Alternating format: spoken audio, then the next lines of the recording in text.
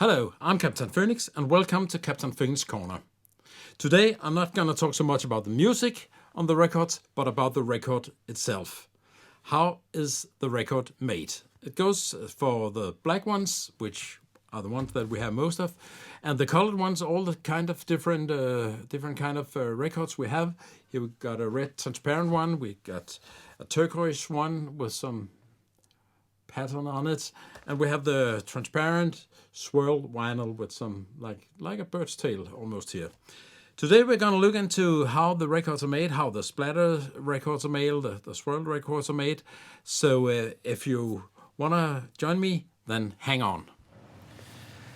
Hello, today I'm going to take you on a little journey and look at how records are made, how the vinyls we buy and we play are made. So today I've moved myself to Nordsø Records. It's a Danish pressing plant here in Copenhagen. The first Danish record pressing plant, and I think still the only one. And as you can see maybe behind me here, they are in the windows. They have some examples of what they have made. They are situated in this building here, which doesn't show so much from the outside, but let's take a look inside. But just before we go inside, I'd like to show you a little bit of some of the equipment I have here. There's quite a lot of hydraulics involved in pressing the records, as you might imagine. And you see these tubes here, some of it is placed outside, so in here they have a lot of equipment. I'm not sure what everything is here, but as you can see there's some stuff in here, some machinery, and if you follow the process inside, follow the pipes here. So the sign here tells us that we are at Nordsø Records. These guys don't spend all of the time making fancy signs and things. They're busy making records, and let's move inside.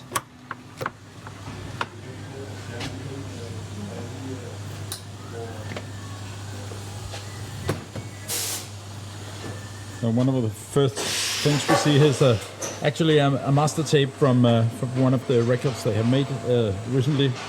It's a Danish group, bit psychedelic, as you can see here, called Young Flowers. But they have got a little cafe here, and else there's a stage, there's a pressing plant in the background. We'll look deeper into that, and I've got a little DJ set up here as well.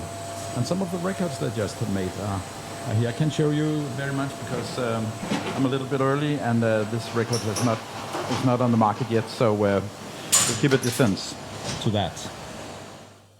And here we got the stamper. The stampers, there's two used for a record, one for each side, of course. It's made from metal, and you can see the grooves in there. Actually, it's a little bit larger when it gets to the pressing plant. It has to be cut to the proper size, 12 inches, which we see here. It's put into the press for making the vinyl, given the right shape. The stamper is made from the master, which has been cut at the mastering lab, mastering plant.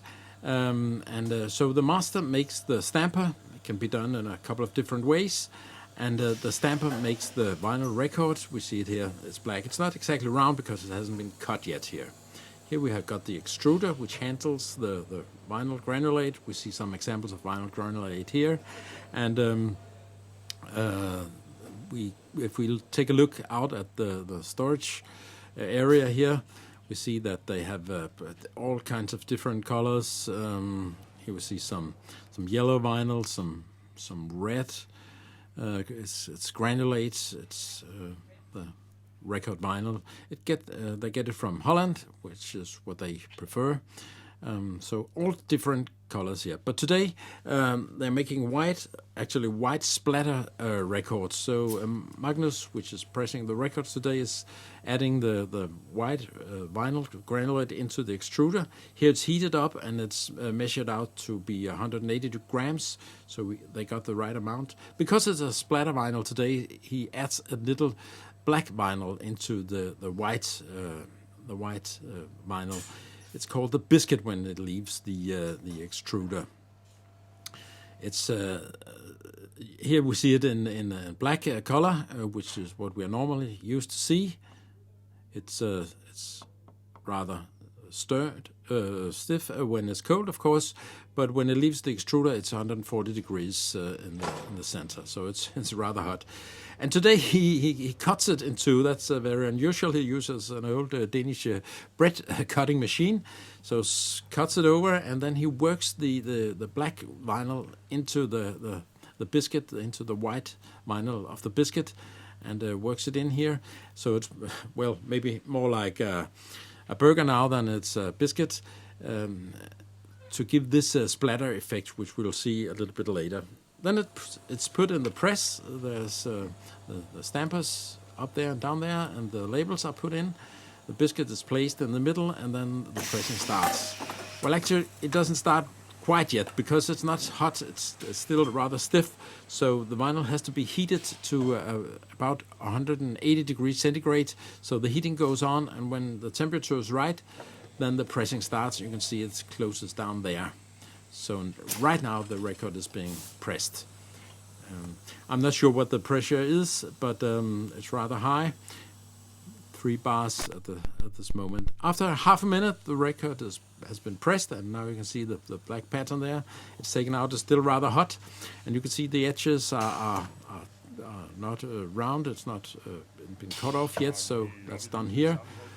And actually, now the record is finished. It's as it should be, and we can see the pattern, and we can see the pattern inside the vinyl as well from this splatter effect.